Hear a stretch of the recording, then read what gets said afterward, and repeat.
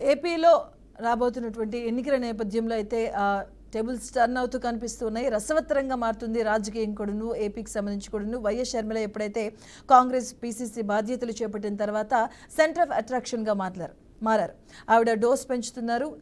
ఆ నేపథ్యంలో కాంగ్రెస్ శ్రేణుల్లో మొన్నటి వరకు కూడా ఎవరైతే బయటికి కనిపించిన వ్యక్తులు కూడా ఇప్పుడు బయటకు వచ్చి జిల్లాల పరంగా ఆవిడ చేస్తున్నటువంటి ఏవైతే ఈ కార్యక్రమాలు మొదలు పెట్టారో, ప్రజల్లో క్షేత్రస్థాయిలో తిరగడం స్టార్ట్ చేశారో అప్పటి నుంచి కూడా కాంగ్రెస్ నేతల్లో జోష్ పెంచడం జరిగింది.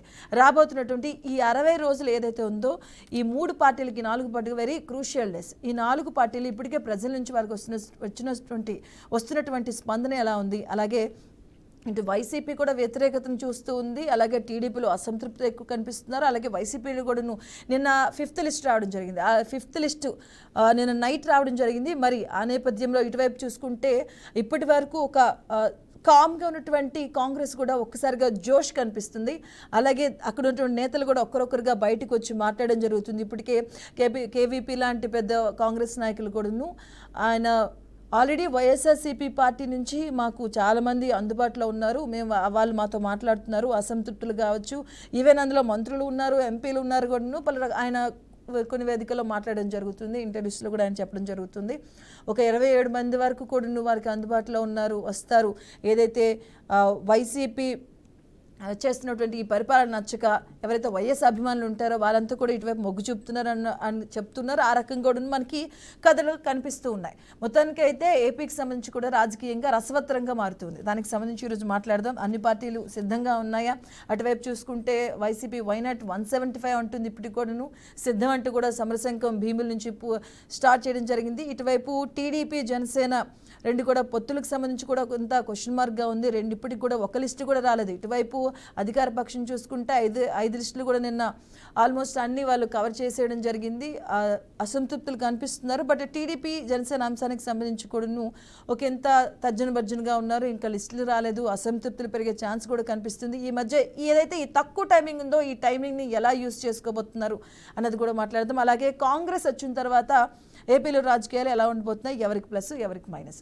రైట్, ఈరోజు మనతో పాటు డిబేట్లో పాల్గొంటున్నారు సురేష్, వైసీపీ యూత్ నాయకులు తిరుపతి నుంచి, అలాగే కాంగ్రెస్ నుంచి షేక్ సైదా ప్రధాన కార్యదర్శి గారు. గుడ్ మార్నింగ్ అండి. Good morning. సో సైదా గారు, ముందుగా మీ నుంచి స్టార్ట్ చేస్తాను. సో సైదా గారు, షర్మిల ఏపీ రాజకీయాలు చేపట్టిన తర్వాత ఏదైతే ఈ తాడేపల్లిగూడెం ప్యాలెస్కి సంబంధించి ఒకంత షేక్ అవుతుంది అనుకుంటున్నారా? అందులో అలజడి మీరు వాళ్ళలో ఒక భయం పుట్టించారు అనుకుంటున్నారా? అమ్మా, మీకు ప్యానల్ ఉన్నటువంటి వైసీపీ నాయకులు సోదరుడు సురేష్ గారికి, బీఆర్కే న్యూస్ వీక్షకులందరికీ కూడా శుభోదయం, నమస్కారం. Good morning. ఈరోజు కాంగ్రెస్ పార్టీ జాతీయ పార్టీ షర్మిలమ్మ గారు పిసిసి అధ్యక్షురాలుగా బాధ్యతలు చేపట్టిన తర్వాత రాష్ట్రంలో కాంగ్రెస్ పార్టీ పూర్వవైభవం దిశగా పయనిస్తున్నటువంటి విషయం మీరందరూ చూస్తూ ఉన్నారు. ఈరోజు వైసీపీ నాయకులు షర్మిలమ్మ గారిని వ్యక్తిగతంగా టార్గెట్ చేస్తూ ఏ విధంగా మాట్లాడుతున్నారో ఈ రాష్ట్ర ప్రజలు, ఈ దేశ ప్రజలందరూ కూడా గమనిస్తారు. షర్మిలమ్మ గారు 20వ తారీఖున ఆమె హైదరాబాద్ నుంచి కడప ఎయిర్పోర్ట్కి వచ్చిన కాడి నుంచి 21వ తారీఖు విజయవాడ వచ్చేంత వరకు ప్రజలు ఏ విధంగా బ్రహ్మరథం పట్టారో, వేలాదిగా మరి వందలాది వాహనాలు ఆమె వెంట తరలి వచ్చి ఆమెకు ఏ విధంగా ఘనస్వాగతం చెప్పారో మనందరం చూసాం. అలాగే విజయవాడలో ఆమె కాన్వాయ్ని మరి అక్కడ ఉన్నటువంటి స్థానిక పోలీసులు అడ్డగించినటువంటి విషయం కూడా మనం గమనించాం. అలాగే షర్మిలమ్మని వ్యక్తిగతంగా టార్గెట్ చేసి మాట్లాడుతున్నారంటే అది కాంగ్రెస్ పార్టీ బలం పుంజుకుంటున్నటువంటి భావన ఈరోజు వైసీపీ వర్గాల్లో ప్రధానంగా జగన్మోహన్ రెడ్డి గారు కానివ్వండి, ఆ మంత్రివర్గంలో కానివ్వండి, శాసనసభ్యుల్లో కానివ్వండి ఈరోజు వినిపిస్తున్నటువంటి పరిస్థితి. వాళ్ళు వైసీపీ వాళ్ళు కంగుదిని వాళ్ళ నోటికి ఏమొస్తుంది మాట్లాడేటువంటి పరిస్థితి. చివరికి వైఎస్ రాజశేఖర రెడ్డి గారిని ఎఫ్ఐఆర్ లో చేర్చింది కాంగ్రెస్ పార్టీ అని చెప్పేటువంటి బలమైనటువంటి వాదన, ఒక తప్పుడు విధానం ఈరోజు వైసీపీ నాయకులు చేస్తున్నటువంటి పరిస్థితి. దానికి నేను ఒకటే చెప్తా ఉన్నాను, ఇది సుప్రీంకోర్టులో జగన్మోహన్ రెడ్డి గారి లీగల్ అడ్వైజర్, ఆనాడు లీగల్ అడ్వైజర్, ఈ రోజు ఏడీజీగా ఉన్నటువంటి మన అడ్వకేట్ జనరల్ గా ఉన్నటువంటి వన్నవోలు సుధాకర్ రెడ్డి గారు హ్మ్. సుప్రీంకోర్టులో మరి స్పెషల్ లీవ్ పిటిషన్ దాఖలు చేసిన పరిస్థితి. ఏమని చేశారమ్మా? రాజశేఖర రెడ్డి గారిని, స్వర్గీయ రాజశేఖర రెడ్డి గారిని ముద్దాయిగా చేర్చండి, A1 గా చేర్చండి అని చెప్పి మరి సుప్రీంకోర్టులో పిటిషన్ ఇటువంటి పరిస్థితి. ఇంతకంటే దారుణం ఏమైనా ఉందమ్మా? ఒక కొడుకు తండ్రిని జైలుకు పంపించాలని. ఆ రోజు ఎప్పుడో మనం విన్నాం, రాజుల కాలంలో తండ్రుల్ని చంపి మరి అదే రాజు యొక్క పీఠాన్ని ఎక్కినట్టుగా, సింహాసనం ఎక్కినట్టుగా మనం చూసాం. మొఘల్ సామ్రాజ్యంలో ఇంకా ఇతర రాజ్యాల్లో మనటువంటి పరిస్థితులు మనం గమనించాం. అదే పరిస్థితి ఈ ప్రజాస్వామ్య వ్యవస్థలో కన్న తండ్రి రాజశేఖర రెడ్డి గారిని A1 ముద్దాయిగా FIR లో చేర్చమని మరి సుప్రీంకోర్టులో అప్పీల్ చేశారంటే ఇంతకంటే దుర్మార్గం ఏమని ఉందమ్మా? మీరు ఒకసారి గమనించాలి. ఎందుకంటే నేను ఈ డాక్యుమెంట్ చూపించడమే కాదు, ఉండవల్లి అరుణ్ కుమార్ గారు కూడా TV9 మురళీకృష్ణ జరిగినటువంటి ఇంటర్వ్యూలో మరి స్పష్టంగా చెప్పడం జరిగింది. ఎందుకు ఈ విషయం చెప్తున్నానంటే, రాజశేఖర రెడ్డి గారు ఆ రోజు ముఖ్యమంత్రిగా ఉన్నారు, నాకు ఈ యొక్క నేరాలకు సంబంధించి నాకు సంబంధం లేదు, ఇది ఆ రోజు క్యాబినెట్ తీసుకున్నటువంటి నిర్ణయాలు కాబట్టి, క్యాబినెట్ కి అధ్యక్షుడు మరి రాజశేఖర రెడ్డి గారు కాబట్టి ఆయన్ని జైలుకు పంపిస్తే, A1 గా చేరిస్తే అతను బయటికి రావాలనేటువంటి దురుద్దేశంతో జగన్మోహన్ రెడ్డి గారు కుట్రపూరితంగా ఆ రోజు అతను లీగల్ టీమ్ లో సభ్యుడైనటువంటి వన్నవోలు సుధాకర్ రెడ్డి గారి ద్వారా మరి పిటిషన్ వేసిన విషయాన్ని మీ దృష్టికి తీసుకొస్తున్నాను. ఇంతకంటే దుర్మార్గం ఏమైనా ఉందా అని నేను అడుగుతా ఉన్నాను. ఈ విధంగా మరి కాంగ్రెస్ పార్టీ మీద దుష్ప్రచారం చేస్తా ఉన్నారు. కాంగ్రెస్ పార్టీ FIR లో చేర్చింది రాజశేఖర రెడ్డి గారని మాట్లాడుతూ ఉన్నారు. ఇప్పటికైనా మీ వైసీపీ నాయకులు నోర్లు మూయాలని చెప్తా ఉన్నారు. ఎందుకు మీరు దుష్ప్రచారం చేస్తారు? మీరు ఎందుకు మరి రాజశేఖర రెడ్డి గారి మరణాన్ని రాజకీయం చేస్తా ఉన్నారు? ఆ రోజు మరి రిలయన్స్ అంబానీ వాళ్ళు రాజశేఖర రెడ్డి గారిని హత్యలో వాళ్ళు భాగం అని చెప్పి మాట్లాడారు. అలాంటి అనిల్ అంబానీ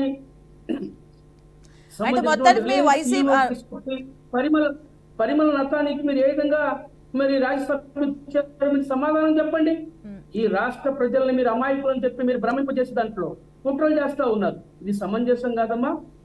మొత్తానికి మీ కాంగ్రెస్ నాయకురాలను చూసి వైసీపీ నాయకులు భయపడుతున్నారు అంటారు.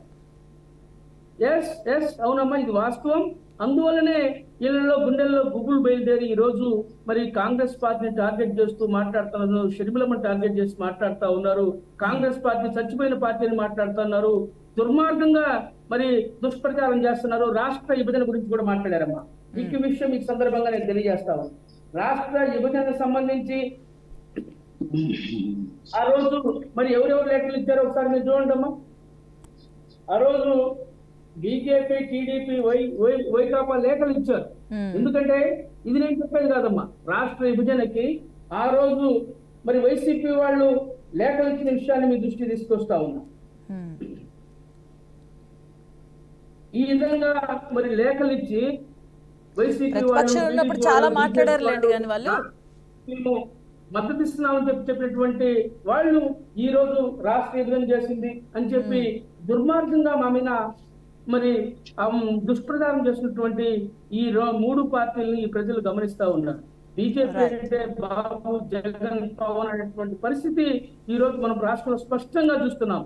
రాష్ట్ర హక్కుల్ని తాకట్టు పెట్టి ఈ రోజు మోడీ గారి దగ్గర మోకరిల్లుతున్నటువంటి ఈ ముఖ్యమంత్రికి పరిపాలించే అర్హత లేదు. ఈయన వెంటనే రాజీనామా చేయాలని చెప్పి మేము కాంగ్రెస్ పార్టీ తరఫున మేము డిమాండ్ చేస్తున్నాం తల్లి. రైట్ అండ్ సైదా గారు. సురేష్ గారు, సో షర్మిల కాంగ్రెస్ పుంజుకోవడం, అలాగే షర్మిల రాకతో వైసీపీ ఏదైతే తాడేపల్లి ప్యాలెస్లో గుబులు పెరుగుతుంది, మా నేతను చూసి, మా నాయకురాలను చూసి వైసీపీ నేతలు హడలిపోతున్నారని అంటున్నారు కాంగ్రెస్.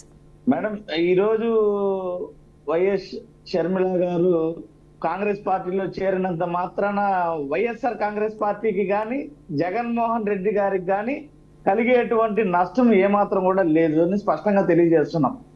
ఎందుకంటే 2 నెలల ముందు ఆవిడ ఎలక్షన్ కి 2 నెలల ముందు ఆ పార్టీకి అధ్యక్షురాలుగా చేరి రాష్ట్రంలో ఏదో జరిగిపోతుంది, రాబోయే రోజుల్లో కాంగ్రెస్ పార్టీని ఆదరించండి, నేను వదిలిస్తానడంలో అసలు ఒక హాస్యాస్పదమైనటువంటి విషయం తప్ప ఇంకా వేరే వ్యవహారం అయితే ఏమీ లేదు. ఆ కాంగ్రెస్ పార్టీకి ఎవరు కూడా ఇంకా వేరొకరు దిక్కు లేరని చెప్పేసి ఆవిడని పట్టుకొని వచ్చుకున్నారు. కానీ వలసవాదులుగా ఆమె మొన్నటి దాకా ఏమన్నారు, నేను తెలంగాణ బిడ్డని, ఇక్కడ పుట్టాను, ఇక్కడ ఆడబిడ్డని అని చెప్పి ఏవేవో చెప్పి కబుర్లు చెప్పి నెట్ట నిలువున అక్కడ ఒక పార్టీని పెట్టి ఆవిడని నమ్మి వెనకొచ్చినటువంటి కార్యకర్తలందరినీ కూడా నట్టేట ముంచి నిలువున దోపిడీ మోసం చేసి ఈరోజు ఆంధ్ర రాష్ట్రానికి మళ్ళీ తిరిగి వలస వచ్చారు ఆవిడ. రెండో వ్యవహారం చూస్తే జగన్మోహన్ రెడ్డి గారికి ఇతరత్ర ప్రతిపక్ష పార్టీల వలన కానీ లేదా ఆవిడ సోదరి వల్ల కానీ ఎటువంటి ఇబ్బంది లేదు. ఎందుకంటే ఆయన పదే పదే చెప్తున్నాడు, నేను ప్రజలని అదే విధంగా దేవుణ్ణి నమ్ముతున్నాను, నేను చేసే మంచి వల్ల మీ అందరికీ మంచి జరుగుంటే నన్ను ఆదరించండి అని చెప్పి సురేష్ గారు స్పష్టంగా ప్రజాస్వామ్యంలో రాజకీయంలో ఎక్కడ వాళ్ళకి బలం ఉందనుకుంటే ఎక్కడి నుంచైనా పోటీ చేయొచ్చు. ఆవిడకి ఇక్కడ బలంగా ఉందనుకుంటున్నారు, ఆవిడ ఇక్కడ పోటీ చేయడానికి వచ్చారు. రాజకీయాల్లో ఎప్పుడు ఏదన్నా జరగచ్చు. ప్రజలు ఎవరి వైపైనా మొగ్గు చూపించచ్చు. ఏమో మీ పాలనలో ప్రజలు ఇబ్బందులు పడుతున్నారని ఫీల్ అయితే ఆవిడ రాజ్యం తీసుకొస్తారని అంటున్నారు. మేబీ ఆవిడకే మొగ్గు చూపొచ్చు. ఛాన్స్ రాజకీయంగా ఎప్పుడన్నా ఏమైనా జరగచ్చు. వాళ్ళు అంటూ ఉన్నారు కదా, ఎప్పుడు వచ్చామని కాదన్నయ్య, డైలాగ్ సినిమా డైలాగ్ చెప్తున్నారు కదా, ఎప్పుడు వచ్చామని కాదు, ఏదైనా జరగచ్చు. ఇప్పుడు ఆల్రెడీ జగన్మోహన్ రెడ్డి గారు బుల్లెట్ దింపారండి రాష్ట్రంలో, మళ్ళీ దాంట్లో డౌట్ లేదు. మళ్ళా కొత్తగా ఏడు వచ్చి దింపడానికి ఇంకొక అవసరం లేదు. చెప్పండి సురేష్ గారు. సైదా గారు ఒక నిమిషం, సైదా గారు సురేష్ గారిని మాట్లాడు. సైదా గారు సురేష్ గారు మాట్లాడు. నేను జగన్మోహన్ రెడ్డి గారు అధికారంలోకి వచ్చిన తర్వాత చంద్రబాబు హయాంలో ఇంతకుముందు మీరు ఏదో ఈనాడు అనుకుంటాను, దాంట్లో అప్పులు 180% పెరిగిపోయాయని చెప్పేసి కథనాన్ని ఒకటి చదివారు మీరు. వాస్తవంలోకి వస్తే గతంలో చంద్రబాబు నాయుడు గారి హయాంలో 169% ఉన్నటువంటి అప్పులని 58% తగ్గించుకుంటూ వచ్చినటువంటి వ్యక్తి జగన్మోహన్ రెడ్డి గారు. అదే విధంగా ఆంధ్రప్రదేశ్ లో వృద్ధి రేటును మనం కానీ చూసుకున్నట్లయితే గతంలో 22వ స్థానంలో ఉంటే ఈ రోజు 1వ స్థానంలోకి వచ్చింది. తలసరి ఆదాయం వ్యవహారంలో 17వ స్థానం గతంలో ఉంటే ఈ రోజు మన ఆంధ్ర రాష్ట్రం 9వ స్థానంలో ఉంది. పారిశ్రామిక వృద్ధి రేటు చూసుకుంటే గతంలో చంద్రబాబు గారి హయాంలో 22వ స్థానంలో ఉంటే ఈ రోజు 3వ స్థానంలో ఉంది. ఇక సంక్షేమ వ్యవహారంలోకి వస్తే కనుక 52 లక్షల మందికి అంటే 52 లక్షల రైతులకు రైతు భరోసా అందుతోంది. 44 లక్షల మంది తల్లులకు అమ్మఒడి అందుతుంది. 66 లక్షల మందికి ఈ రోజు రాష్ట్రంలో పింఛన్లు అందజేస్తున్నారు. అదేవిధంగా 31 లక్షల మంది మహిళలకు ఇళ్ల పట్టాలు అందజేయడం జరిగింది.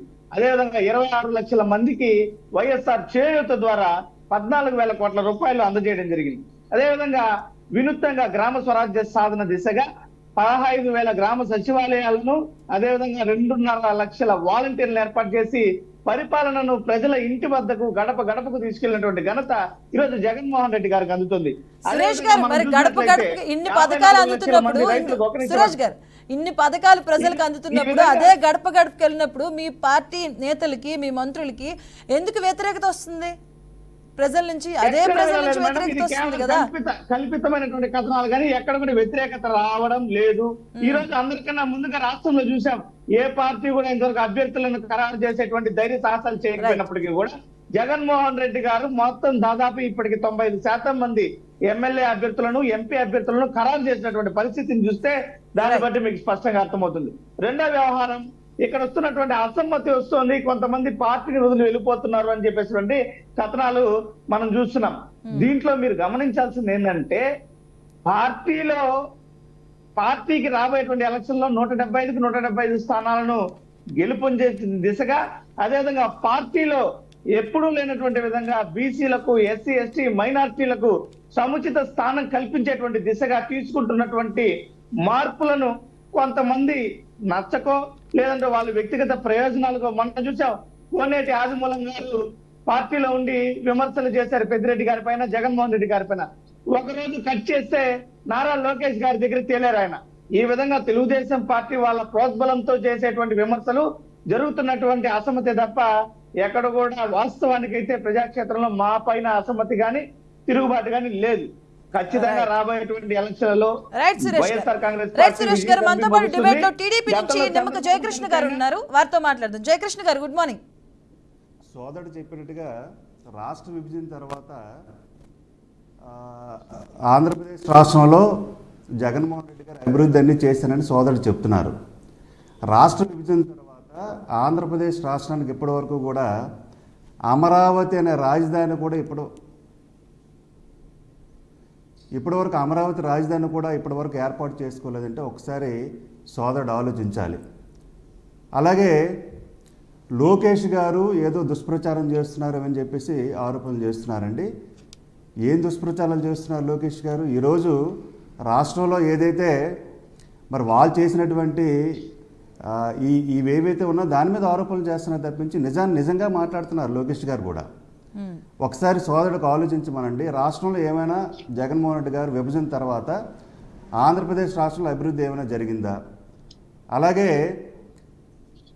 మరి ఎక్కడ కూడా అభివృద్ధి అనేది పూర్తిగా కుంటుపడిపోయిందండి. ఇవన్నీ కూడా కేవలం కల్పిత ఆరోపణలు తప్పించి ఎక్కడ కూడా అభివృద్ధి అనేది జరగలేదు.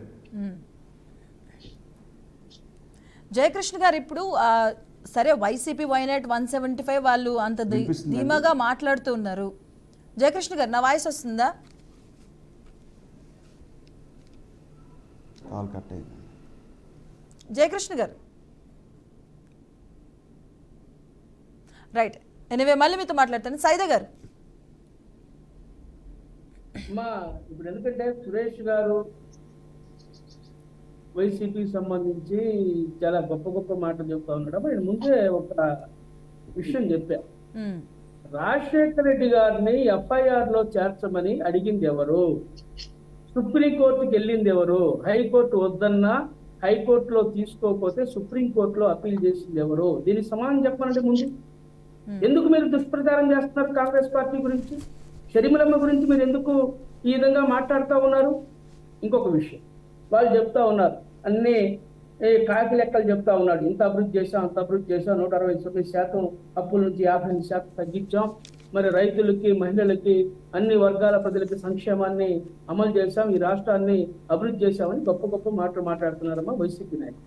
అయితే ఇక్కడ ఈ సందర్భంగా నేను ప్రశ్నిస్తా ఉంది, మీరు ఇంత అభివృద్ధి చేస్తే, ఇంత ఈ రాష్ట్రంలో సంక్షేమం అమలు పరిస్తే రాష్ట్ర ప్రజలు ఎందుకు తిరుగుబాటు చేస్తా ఉన్నారు? ఎందుకు ప్రజలకి ఆందోళన చేస్తా ఉన్నారు? దీనికి సమాధానం చెప్పమని చెప్పి నేను మాట్లాడుతా ఉన్నాను.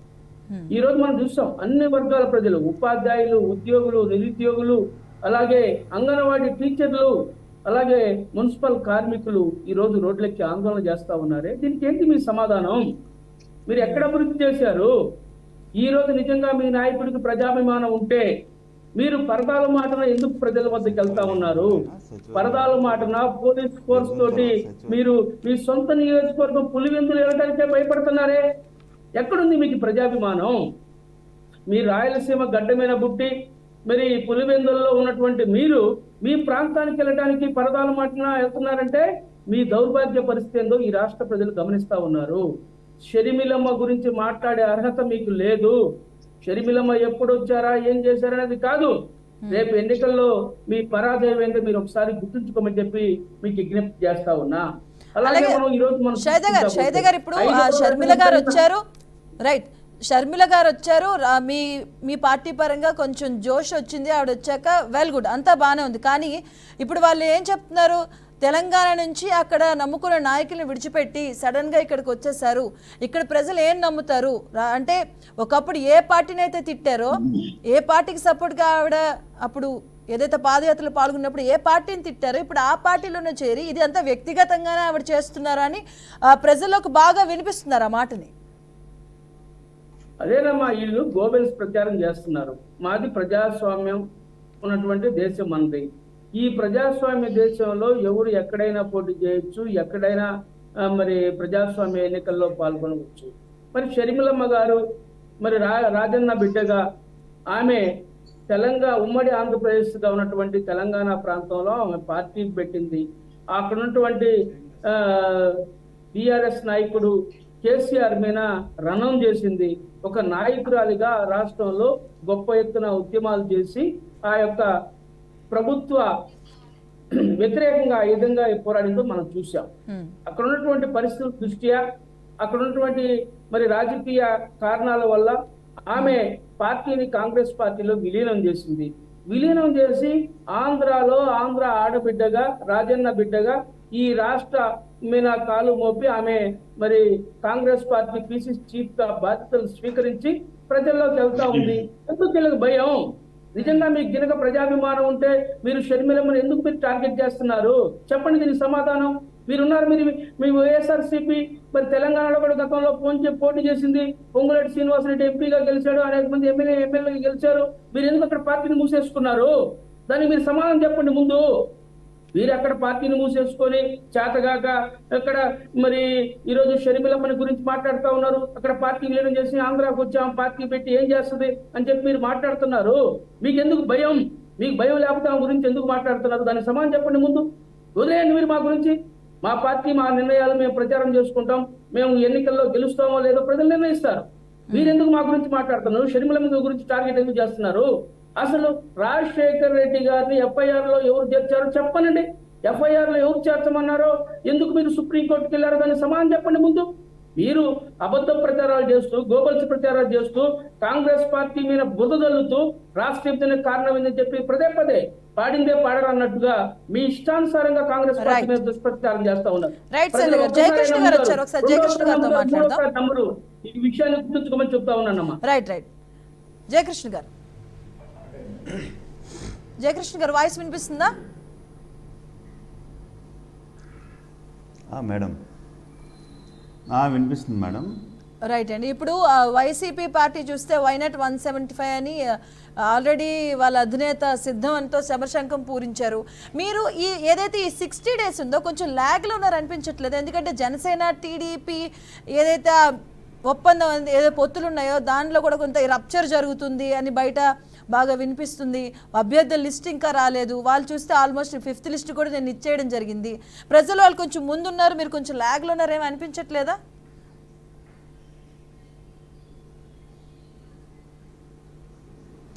అదేం లేదు మేడం. ఇప్పుడు ఏదైతే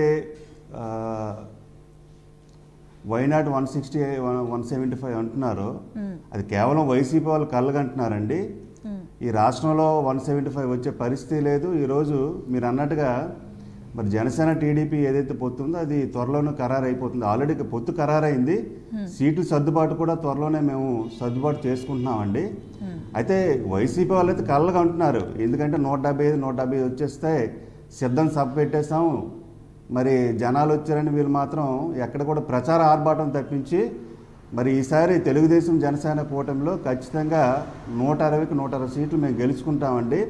కేవలం వైసీపీ నాయకులందరూ కళ్ళగా ఉంటున్నారండి. 175 సీట్లు వస్తాయి, 175 అని. అది జరిగే పరిస్థితి లేదండి. ఈరోజు గ్రామాల్లో కానీ ఎక్కడ కానీ అభివృద్ధి అని మచ్చు కనిపించడం లేదండి. వీళ్ళు ఇచ్చిన పథకాలు కూడా పూర్తి స్థాయిలో ప్రజలకు కానీ వాళ్ళకి ఎవరికి కూడా అందే పరిస్థితి లేదండి. మరి ఏ విధంగా మరి ఓట్లు వస్తాయనేది వీళ్ళైతే మాత్రం కళ్ళగా అంటున్నారు. వచ్చే పరిస్థితి లేదు. ఎట్టి పరిస్థితిలో తెలుగుదేశం పార్టీ జనసేన కూటమి కూడా అధికారానికి వస్తుంది. అధికారంలో ఖచ్చితంగా మేము అందరం కూడా కష్టపడుతున్నాం. ఖచ్చితంగా అధికారంలోకి వస్తుంది. త్వరలో కూడా ఈ మధ్యన మరి సీట్లు సర్దుబాటు కూడా జరుగుతుందండి. బట్ జయకృష్ణ గారు, ఈ టైం ఏదైతే ఉందో ఈ 60 days అనేది వెరీ క్రూషియల్. మీ పార్టీ కావచ్చు, ఇతర పార్టీలు కూడా వెరీ క్రూషియల్ టైం. ఈ టైంలోనే మీరు అభ్యర్థులను ప్రకటించాలి, వాళ్ళు మీరు పొత్తులు మాట్లాడుకోవాలి, ఎవరు ఎక్కడి నుంచో అన్నదాన్ని ఒక కొలిక్కి రావాలి. అక్కడ మళ్ళీ అసంతృప్తులు వచ్చే ఛాన్స్ కనిపిస్తున్నారు. అసంతృప్తులు పక్క పార్టీలు చూపులు చూడకుండా వాళ్ళని ఆపుకోవాలి. దానికి తోడు ఇంకా ప్రజల్లోకి వెళ్ళాలి. ఎవరైతే జనసేన దగ్గర కొంతమంది నిల్చుంటారో, టీడీపీ దగ్గర నిల్చుంటారో, మీ రెండు పార్టీల సమన్వయంతో అక్కడ క్షేత్రస్థాయిలో ఉన్నటువంటి చాలా ఇష్యూస్ ఉన్నాయి. ఈ టైం అనేది సరిపోద్ది అనుకుంటున్నారా మీరు ప్రజల్లోకి వెళ్ళడానికి? అసలు ఇట్ విల్ టేక్ టైం కదా.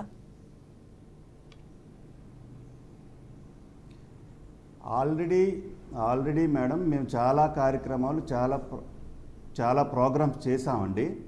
గత 1.5 yearగా 2 yearsగా మేము ప్రజల్లో ఉన్నాం, ప్రజల మధ్యకి వెళ్తున్నాం. ఈరోజు ప్రజల నుంచి మంచి స్పందన ఉందండి.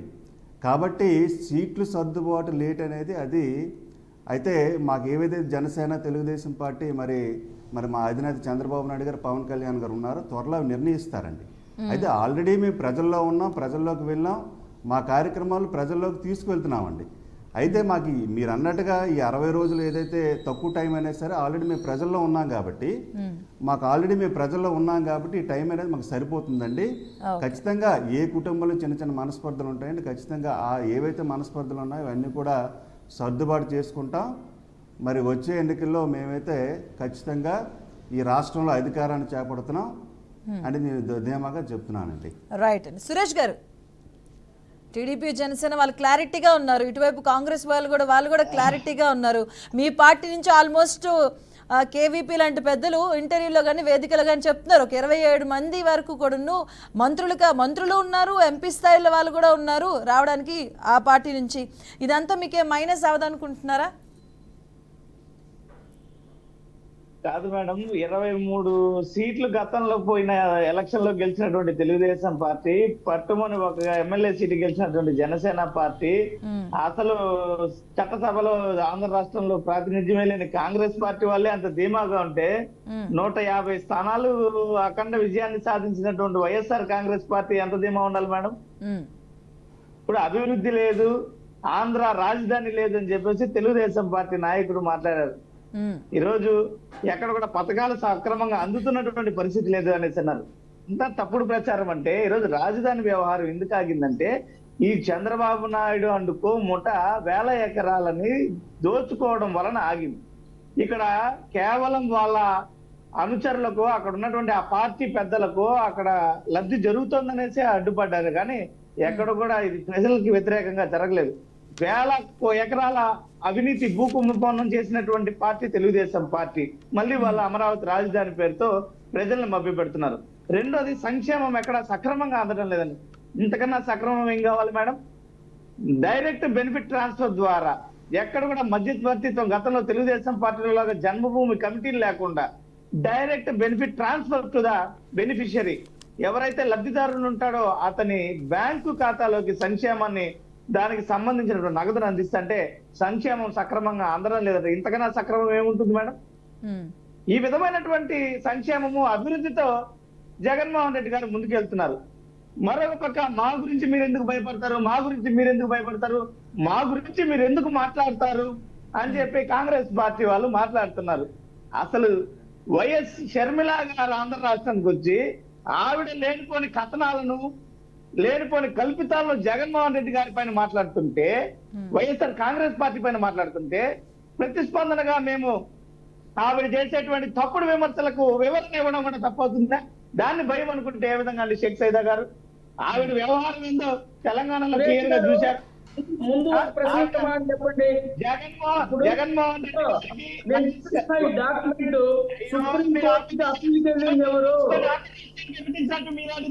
సైదా గారు ఒక్క నిమిషం.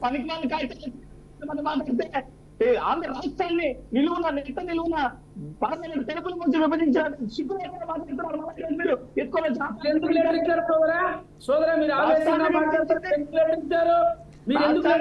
సోదరుడు అవినీతి ఉంటున్నారండి. అవినీతి తెలుగుదేశం పార్టీ చేసిందా లేదంటే వైసీపీ పార్టీ నాయకులు చేశారండి? రాజధాని కట్టుకునేటువంటి స్థితిలో ఉన్నారు వీళ్ళు. మీరా మాట్లాడేది రాజధాని ముందు కట్టండి, రాజధాని కట్టకుండా మీరేమో అవినీతిని మా పార్టీ మీద విమర్శలు చేస్తున్నారు. సైదా గారు, సురేష్ గారు ఒక నిమిషం, జయకృష్ణ గారు ఒక నిమిషం, మీరు అందరూ ఒకసారి మాట్లాడితే మీరు చెప్పాలి అనుకున్నది, ప్రజలకు తెలియజేయాలనుకున్నది బయటికి రాకుండా అలానే ఉండిపోతుంది. ఒక నిమిషం జయకృష్ణ గారు అండ్ సురేష్ గారు ఒక నిమిషం ఆగండి. సైదా గారు మీరు మాట్లాడండి.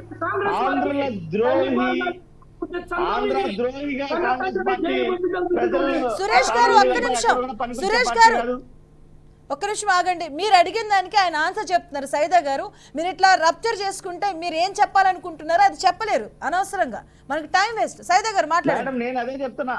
ఈయన ఏమన్నారంటే సైదా గారు, షర్మిల గారి గురించి మీరు ఎందుకు భయపడుతున్నారు, షర్మిల గారి పైన మీరు ఎందుకు ఆరోపణలు చేస్తున్నారు అన్నారు. నేను చెప్పేది ఏంటంటే ఆవిడ వచ్చి పనికి వాళ్ళు మాట్లాడుతున్నారు అంటున్నాం. ఆవిడని కొంతసేపు మీ కాంగ్రెస్ పార్టీ పెద్దలందరూ కూడా మా జగన్మోహన్ రెడ్డి గారి గురించి పక్కన పెట్టి కాంగ్రెస్ పార్టీ ఏం ఉద్ధరిస్తుందో దాన్ని చెప్పుకోమ్మా చాలు, ఆ పని చేస్తే మనకు పేరు వస్తుందని చెప్పండి. మీరు జగన్మోహన్ రెడ్డి గారి పట్ల పనికి మాలిన మాటలు మాట్లాడితే ఖచ్చితంగా మేము ప్రతిఘటిస్తాం. దాంట్లో ఎక్కడ మేము ఆగేటువంటి పరిస్థితి ఉండదు. ఎందుకంటే 2 నెలల కాలంలో ఆంధ్ర రాష్ట్రానికి వచ్చి ఆవిడ ఉద్ధరించేది ఏంటండి? 5 సంవత్సరాలుగా అభివృద్ధిలో మళ్ళీ వచ్చాము, ఎప్పుడు చేసామనేది సినిమా కాదు, ఇది ప్రజాక్షేత్రం. సినిమాలో అయితే ఆ పవన్ కళ్యాణ్ గారి సినిమాలో నటించమని చెప్పండి. ఉలిక్కి ఎవరు సురేష్ గారు ఒక నిమిషం, మీరు చెప్పాలనుకుని చెప్పారు కదా. సురేష్ గారు ఒక నిమిషం, సైదా గారు మీరు మాట్లాడారు. సురేష్ గారు వాయిస్ ఒకసారి సైదా గారు మీరు మాట్లాడారు. దిగిందా ఇంకోటి దిగిందా అనేదంటే అరే మీరు ఎందుకయ్యా మీరు అంత భయపడతారు? మీరు ఎవరు భయపడలేదు. చెప్పండి, ఎందుకు మా మీద పడతారు మీరు? రైట్ సైదా గారు. సురేష్ గారు ఒక నిమిషం. సురేష్ గారు సురేష్ గారు ట్రోల్ చేస్తున్నారే సైదా గారు శాస్త్రి అంటే ఒక నిమిషం. ఆమె ఆడబిడ్డ మీ చెల్లెలు రాష్ట్ర రాజకీయాల్లోకి వచ్చింది. మిమ్మల్ని ముఖ్యమంత్రి చేయడం కోసం, మీ సోదరుడు జగన్మోహన్ రెడ్డిని ముఖ్యమంత్రి చేయడం కోసం 3200 కిలోమీటర్ల పాదయాత్ర చేసింది. కుటుంబాన్ని, బిడ్డల్ని వదిలిపెట్టి ఎండలో, చలిలో, వర్షంలో మరి ఆ విధంగా 3200 కిలోమీటర్ల పాదయాత్ర చేసి జైల్లో ఉన్న మీ జగనన్నని ముఖ్యమంత్రిని చేసినటువంటి చరిత్ర షర్మిలమ్మది. ఆ రోజు మీరందరూ షర్మిలక్క అని చెప్పి భుజాల మీద ఎత్తుకొని మీరు భజన చేశారే, మీ భజన బృందం, జగన్మోహన్ రెడ్డి భజన బృందం అంతా. ఈ రోజు ఆ షర్మిలమ్మ మీకు మరి చేదైందా? ఆమెని మీరు శత్రువుగా భావించామని విమర్శిస్తారా? మీకేమైనా నైతిక విలువలు ఉన్నాయని చెప్పి నేను అడుగుతా ఉన్నా. దానికి సమాధానం చెప్పండి. ఎందుకు ఈ రోజు ఉలిక్కి పడతా ఉన్నారు? ఆడబిడ్డ వచ్చి రాష్ట్రంలో రాజకీయాలు చేయకూడదా? ఇది కరెక్టేనా? అంటే మీరు మాత్రం ఎక్కడైనా తిరగవచ్చు, ఏమైనా చేయొచ్చు. ఆయన మాత్రం వచ్చి ఈ కాంగ్రెస్ పార్టీకి వాళ్ళ తండ్రి ఆశయ సాధన కోసం రాజశేఖర రెడ్డి ఒక మాట చెప్పారు. ఆ రోజు రాజశేఖర రెడ్డి గారు రాహుల్ గాంధీని ప్రధానమంత్రి చేయడమే నా లక్ష్యం అని చెప్పి ఆయన స్పష్టంగా అసెంబ్లీ సాక్షిగా మాట్లాడినటువంటి మాట. తండ్రి ఆశయ సాధన కోసం షర్మిలమ్మ పనిచేస్తా ఉంది. ఈ రోజు జగన్మోహన్ రెడ్డి ఏం చేస్తున్నాడు? తండ్రి ఆశయాలకు తిలోదకాలు ఇచ్చి ఈ రోజు బీజేపీ తొత్తుగా మారిపోయాడు. బీజేపీకి వంగంగి దండాలు పెడతా ఉన్నాడు. కాంగ్రెస్ వ్యతిరేకంగా ఉన్నటువంటి బీజేపీకి మరి ఒత్తాసు పలుకుతా ఉన్నాడు. ఇంతకంటే దుర్మార్గం ఉందమ్మా? తండ్రి ఆశయాల సాధన కోసం ఎవరు పనిచేస్తున్నారు? తండ్రి ఆశయాల కోసం ఎవరు పనిచేస్తున్నారు? షర్మిలమ్మ పనిచేస్తా ఉంది. గమనించమని చెప్పి కోరుతా ఉన్నా. సురేష్ గారు, మీరు ఇంతకు ముందు మాట్లాడుతూ షర్మిల అంటే భయం లేదు, సరే మీకు ఎవరంటే భయం లేదు, ఆ పార్టీ అన్న భయం లేదు, మీకు వైనాట్ 175కి మీకు ఆ నమ్మకం ఉంది. కానీ మీ అధినేత, మీకున్న నమ్మకం మీ అధినేత మీద కనిపించట్లేదు. ఎందుకంటే కొన్ని సభా వేదికల్లో మీ అధినేత ఇప్పుడు దిగిపోమంటే దిగిపోతాను, ఇప్పుడంటే ఇప్పుడు, ఇలాంటి స్టేట్మెంట్స్ మీ క్యాడర్కి కానీ మీ కార్యకర్తలకు కానీ ఏం ఎఫెక్ట్ చూపించవా? మీరు ఎంత కాన్ఫిడెంట్ గా మాట్లాడుతున్నారు, అంత పెద్ద స్టేజ్ లో మీ అధినేత ఇలాంటి స్టేట్మెంట్స్ ఇస్తున్నారు. వక్రీకరించేటువంటి కోణంలో జరిగిన ప్రచారమే తప్ప ఆయన దిగిపోమంటే దిగిపోతానని, దిగిపోయే వ్యక్తి ఇంత కసరత్తు ఎందుకు చేస్తాడో 175 స్థానాలు గెలవడానికి ఎవరు చేయలేనటువంటి సాహసాన్ని చేస్తూ ఈ రోజు అందరికంటే ముందుగా అభ్యర్థుల మీద వర్కౌట్ చేస్తూ ముందుకెళ్తున్నటువంటి వ్యక్తి ఎందుకు ఆ విధంగా మాట్లాడతారు? ఎక్కడ కూడా లేదు. ఇప్పుడే కాదు, దాదాపు 2 సంవత్సరాల ముందు నుంచే పూర్తి స్థాయి విశ్వాసంతో ముందుకెళ్తున్నాం. ఇక్కడ మీరు చూసినట్లయితే 175కు 175 గెలవాలని చెప్తున్నాం. మంచి జరుగుంటేనే వైఎస్ఆర్ కాంగ్రెస్ పార్టీని ఆదరించండి స్పష్టంగా ప్రజల్లోకి వెళ్తున్నటువంటి వ్యక్తి జగన్మోహన్ రెడ్డి గారు. అక్కడే ప్రజలకి ప్రభుత్వం ఏ విధంగా మేలు చేసిందో విశ్వసిస్తున్నటువంటి వ్యక్తి జగన్మోహన్ రెడ్డి గారు. రాష్ట్రంలో ప్రతి గ్రామము మార్పు చెందింది, ప్రతి కుటుంబానికి సంక్షేమం నేరుగా డైరెక్ట్ బెనిఫిట్ ట్రాన్స్ఫర్ ద్వారా అందింది. ఈ రోజు ఇంతకుముందు తెలుగుదేశం పార్టీ నాయకులు అన్నారు అభివృద్ధి లేదు, పారిశ్రామిక ప్రగతి లేదని. ఈజ్ ఆఫ్ డూయింగ్ బిజినెస్ లో వరుసగా 2019 నుంచి ఇప్పటి వరకు దేశంలోనే నెంబర్ 1 స్థానంలో ఉన్నటువంటి రాష్ట్రం ఏదైనా ఉందంటే అది ఆంధ్ర రాష్ట్రం మాత్రమే. ఈ విధమైనటువంటి బృహత్తరమైనటువంటి ప్రణాళిక లేక మీరు చూస్తే ఫిషింగ్ హార్బర్లు కానీ, పోర్టులు కానీ, ఎయిర్పోర్టులు కానీ, మెడికల్ కాలేజీలు కానీ దేశంలో ఎక్కడ లేనటువంటి విధంగా ఈ రోజు రూపకల్పన జరుగుతూ స్థాపించబడుతున్నటువంటి రాష్ట్రం ఏదన్నా ఉందంటే ఆంధ్ర రాష్ట్రం. ఎంత అద్భుతంగా అభివృద్ధిలోను సంక్షేమంలోనూ దూసుకెళ్తున్నటువంటి రాష్ట్రం. అలాంటి పరిపాలనకు కారకుడైనటువంటి జగన్మోహన్ రెడ్డి గారు తిరిగి ఎందుకు ముఖ్యమంత్రి కాదని చెప్పేసి కూడా మేము ఈ రోజు ప్రతిపక్ష పార్టీలను ప్రశ్నిస్తున్నాం. వాళ్ళు ఉద్ధరించినటువంటి పరిస్థితి ఏమీ లేదు. గతంలో ప్రజల్ని నిలువునా మభ్యపెట్టారు, ప్రజలను మోసం చేశారు, మహిళల్ని మోసం చేసినటువంటి చంద్రబాబు గారు మళ్ళీ మహిళా శక్తి అంటున్నారు. గతంలో మహిళా శక్తి మేడం ఒక చిన్న పథకం ఉదాహరణ చెప్తాను. చంద్రబాబు నాయుడు గారు ఆడపిల్ల పుడతానే మహాలక్ష్మి పథకం ద్వారా 30,000 రూపాయలు జమ చేసి యుక్త వయసు వచ్చే నాటికి 2 లక్షల రూపాయలు ఆ ఆడబిడ్డకు అందుతుందని చెప్పి ఒక పథకం పెట్టారు మేడం. అది మరుగున పడిపోయింది. ఆ పథకం అమలు చేసినటువంటి పరిస్థితి లేదు. దాన్ని పట్టించుకున్నటువంటి పాపాన చంద్రబాబు నాయుడు పోలేదు. అసలు అలాంటి పథకం ఒకటి చంద్రబాబు ప్రకటించాడని చెప్పేసి కూడా తెలుగుదేశం పార్టీ నేతలు తల పట్టుకుంటున్నారు మేము వాటి గురించి ప్రస్తావించేటువంటి సందర్భాల్లో. ఆ విధంగా నిట్ట నిలువున పుట్టబోయే బిడ్డని అంటే గర్భస్థ శిశువు కూడా హామీ ఇచ్చి చంద్రబాబు తీరా పుట్టిన తర్వాత ఆడబిడ్డను నిలువునా మోసం చేసినటువంటి చంద్రబాబు ఏ విధంగా నైతిక అర్హత ఉంది మేడం? ప్రజల్లో తిరిగి హామీలు ఇచ్చి సురేష్ గారు. వాటిని అమలు చేయగలుగుతారని నమ్మకం ఉందా, విశ్వాసం ఉందా? జయకృష్ణ గారు.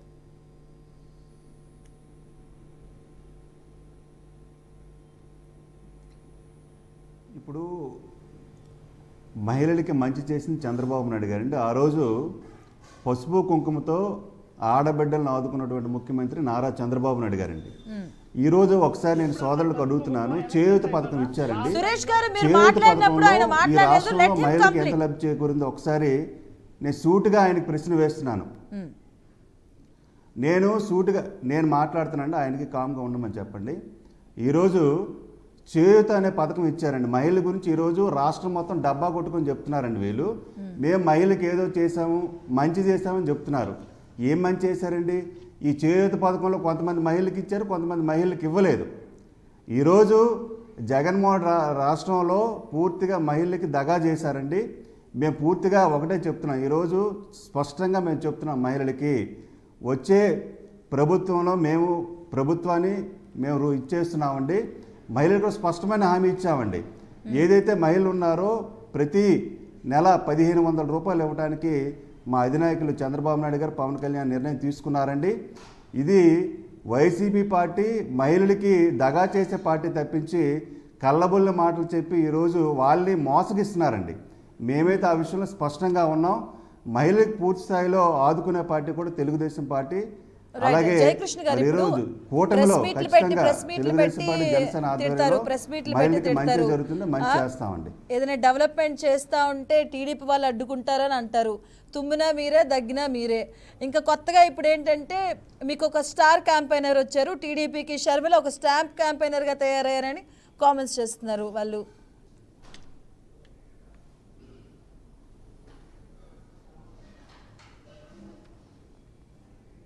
జయకృష్ణ గారు. లేదండి, అదంతా కూడా అది వాళ్ళ కుటుంబ సమస్య అండి. అది జగన్మోహన్ రెడ్డి గారు, షర్మిల గారు, అది కుటుంబ సమస్య. అది వాళ్ళ వ్యక్తిగతం అండి. ఈరోజు తెలుగుదేశం పార్టీ ఎవరి తాలూకా అండతో కానీ గెలిచే పరిస్థితి లేదు. ఈరోజు చంద్రబాబు నాయుడు గారు, పవన్ కళ్యాణ్ గారు ఇద్దరు కూడా వాళ్ళ యొక్క చరిష్మతో ఖచ్చితంగా మేము విన్ అవుతామండి. రైట్ అండి, రైట్. సైతే గారు, ఫైనల్గా మీరు షర్మిల రాక మీ పార్టీలో జోష్ని అయితే నింపుకొచ్చింది, జోష్ కనిపిస్తుంది కూడా క్లియర్గా. కానీ అది ఎంతవరకు ఎఫెక్ట్ చూపిస్తుంది అనుకుంటున్నారు? ఎందుకంటే ఇటువైపు చూస్తే ఇటు కూడా రాజన్న బిడ్డ, అటువైపు రాజన్న కొడుకు. ఎంతవరకు ఆ జోష్ కనిపిస్తుంది, ఎంతవరకు ఎఫెక్ట్ చూపించగలదు అనుకుంటున్నారు? వాళ్ళు అంటున్నారు వైసీపీ వాళ్ళు, మీకు అసలు క్యాడరే లేరు, ఓటు బ్యాంకు లేదు, మీకు లీడర్లు లేరు, నిల్చోడానికి అభ్యర్థులు లేరు అని అంటున్నారు. ఇప్పుడు వైసీపీ వాళ్ళు మాట్లాడినా, టీడీపీ వాళ్ళు మాట్లాడినా, ఏ ప్రాంతీయ పార్టీ మా గురించి మాట్లాడినా మేము దానికి సమాధానం చెప్పడానికి సిద్ధంగా ఉన్నాం. ఎందుకంటే మా ఓట్ బ్యాంక్ వాస్తవంగా జగన్మోహన్ రెడ్డి గారు పార్టీ పెట్టిన తర్వాత మా ఓట్ బ్యాంక్ అంతా కూడా వైసీపీకి వెళ్ళిపోయింది వాస్తవం. ఈ రోజు వైసీపీలో ఉన్నటువంటి 99% ఓట్ బ్యాంక్ కాంగ్రెస్ పార్టీదే. మా ఓట్ బ్యాంక్ ని మేము వెనక్కి తెచ్చుకునేందుకోసం మేము తీవ్రంగా ప్రయత్నం చేస్తా ఉన్నాం, అది క్లియర్. తర్వాత ఈ రోజు షర్మిలమ్మ గారు మరి ఆమె అధ్యక్షులుగా బాధ్యత చేపట్టిన తర్వాత విస్తృతంగా పర్యటిస్తా ఉన్నారు, మీరు చూస్తా ఉన్నారు. ఈ రోజు కూడా ఢిల్లీలో గత 10 సంవత్సరాల నుంచి ప్రత్యేక హోదా విషయం కానివ్వండి, రాష్ట్ర విభజన హామీలు అమలు పరచడం కానివ్వండి, కేంద్ర ప్రభుత్వం వైఫల్యం చెందింది. బీజేపీ నాటకాలు ఆడుతా ఉంది, బీజేపీ డ్రామాలు ఆడుతా ఉంది, బీజేపీ మనం చూసాం. ఆ రోజు ప్రధానమంత్రి మోడీ గారు తిరుపతి వెంకన్న సాక్షిగా ఆయన పాదాల చెంత ప్రత్యేక హోదా ఇస్తా అని చెప్పి మాట్లాడినటువంటి ఆ పెద్ద మనిషి, అలాగే రాజధాని నిర్మాణానికి మరి ఢిల్లీ తలదండే రాజధాని నిర్మిస్తా అని చెప్పి మాట్లాడినటువంటి ఆ పెద్ద మనిషి ఈ రోజు అబద్ధాలు మాట్లాడి ఈ రాష్ట్రాన్ని ఏ విధంగా మోసం చేశాడో మనం చూసాం. ఈ రాష్ట్రంలో గతంలో అధికారం ఉన్నటువంటి తెలుగుదేశం పార్టీ కానివ్వండి, అలాగే ఈ రోజు అధికారం ఉన్నటువంటి వైసీపీ పార్టీ కానివ్వండి, వాళ్ళ స్వార్థ రాజకీయాల కోసం వాళ్ళు ఓటుకు నోటు కేసులో, అలాగే ఈ సిబిఐ ఈడీ కేసుల్లో మరి జైలుకు పోతారనేటువంటి ఒక భయంతో ఈ రోజు మోడీకి తొత్తులుగా మారిపోయి మోడీకి తొత్తులుగా మారిపోయి ప్రత్యేక హోదా విషయం కానివ్వండి, అలాగే రాష్ట్రానికి సంబంధించినటువంటి అనేక విభజన రైట్ హామీల సైద్ గారు అమలు ఫైనల్ పరిస్థితులు ఏమంటారంటే అమలు వైసీపీలో ఉన్నటువంటి మీ పరిస్థితి. ఓటు బ్యాంక్ అయితే మీరు క్యాచ్ చేసుకోవడానికి సర్వశక్తిలా ప్రయత్నిస్తున్నారు అంటున్నారు. రైట్ అండి, right. Thank you so much అండి సురేష్ గారు అండ్ సైద గారు అండ్ అలాగే జయకృష్ణ గారు డిబేట్లో పాల్పంచుకున్నందుకు.